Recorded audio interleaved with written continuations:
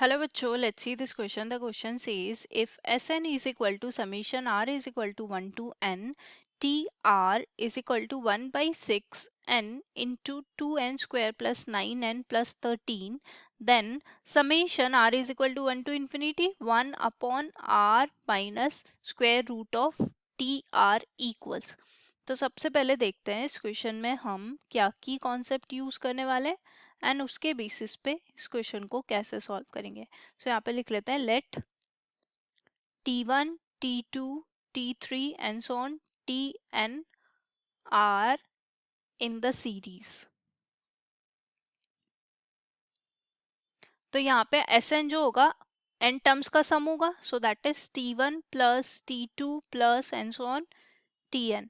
और अगर Sn minus 1 में लिखूं तो यहाँ पे आ जाएगा t1 plus t2 plus and so on tn minus 1. अब क्योंकि हमें tn की वैल्यू निकालनी है तो tn यहाँ पे क्या हो जाएगा Sn माइनस Sn माइनस 1. देखो Sn में से Sn माइनस 1 रिमूव करेंगे तो ओनली tn बचेगा, तो ये आ जाएगा tn. अब हमारे पास जो क्वेश्चन है उसको सिंप्लीफाई करने के लिए हम क्या करते हैं, पहले सबसे पहले Sn जो है हमें गिवन है summation of r is equal to 1 to n tr. So that is nothing but t1 plus t2 plus and so on tn. तो Sn हमारे पास ऑलरेडी गिवन है, that is 1 by 6 n into 2n square plus 9n plus 13. अब हमें किसकी value निकालनी है, Sn minus 1 की. So let's find the value of Sn minus 1. So n की जगह n माइनस 1 पुट कर देते हैं हर जगह. सो ये n माइनस 1 हो गया. यहाँ पे ये 2 times n minus 1 whole square plus 9 n minus 1 and यहाँ पे आ जाएगा प्लस 13. सो फर्दर इसको सिंप्लीफाई कर लेते हैं. सो ये आ जाएगा 1 बाई 6 n माइनस 1 एन यहाँ पे इसको सिंप्लीफाई करेंगे 2n square minus 4n plus 2. पहले मैंने n माइनस 1 होल स्क्वायर को ओपन किया, that is n square minus 2n plus 1, फिर 2 से मल्टीप्लाई कर दिया तो ये 2n square minus 4n plus 2 आ गया. यहाँ पे ये 9n माइनस 9 प्लस 13, तो ये आ जाएगा हमारे पास that is 1 by 6 n minus 1 into 2n square, यहाँ पे minus 4n plus 9n that is 5n and 13 plus 2 that is 15 minus 9, so that is 6.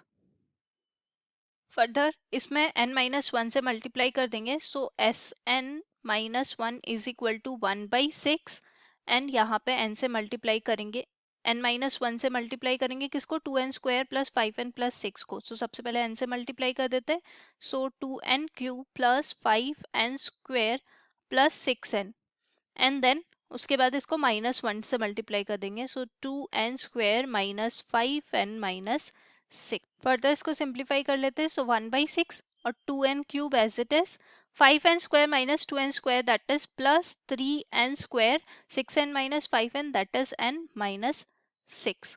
अब हमें क्या निकालना है, tn की वैल्यू. सो tn की वैल्यू फाइंड आउट करने के लिए हम क्या करेंगे, Sn माइनस Sn माइनस 1.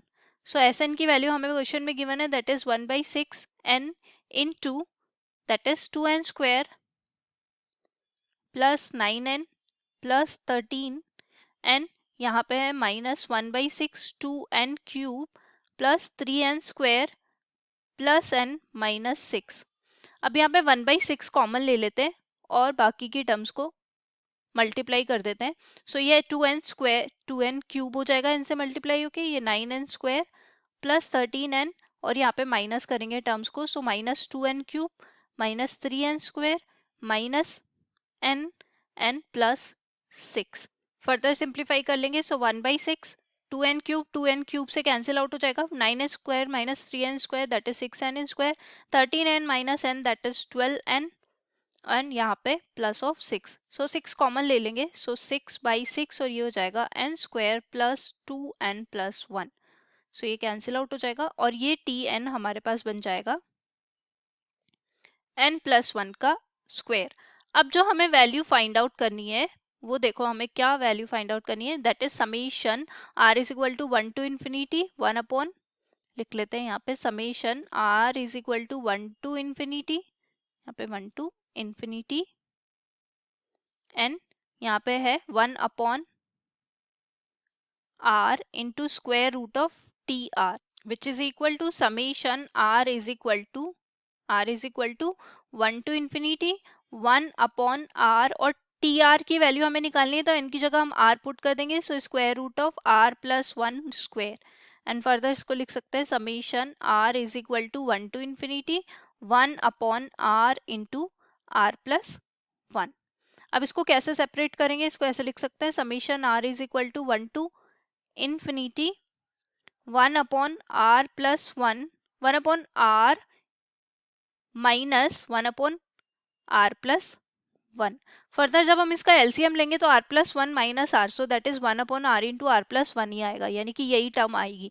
ऐसा हमने इसलिए किया क्योंकि देखो अब हम वैल्यू पुट करेंगे, r इज इक्वल टू 1 से स्टार्ट करते हैं, तो 1 by 1, then 1 by 2 minus 1 by 2, अब r is equal to 2 put करेंगे, so 1 by 2 minus 1 by 3 plus next value put करेंगे, so 1 by 3 minus 1 by 4 up to, और last में इन टेंडिंग्स टू इनफाइनाइट अगर हमारे पास r टेंडिंग्स टू इन्फिनिटी चल जाएगा तो लास्ट वाली टर्म वैसे भी हमारे पास जीरो हो जाएगी। तो यहाँ देखो ये वाली इससे कैंसिल आउट हो जाएगी, ये वाली इससे कैंसिल आउट हो जाएगी, तो सारी टर्म्स आपस में कैंसिल आउट हो जाएगी। सो लास्ट हमारे पास सिर्फ और सिर्फ फर्स्ट टर्म बचेगी, सो यहाँ पे इसका आंसर हो जाएगा हमारे पास 1। So the final answer is 1। Hope you understood it well. Best of luck. Thank you.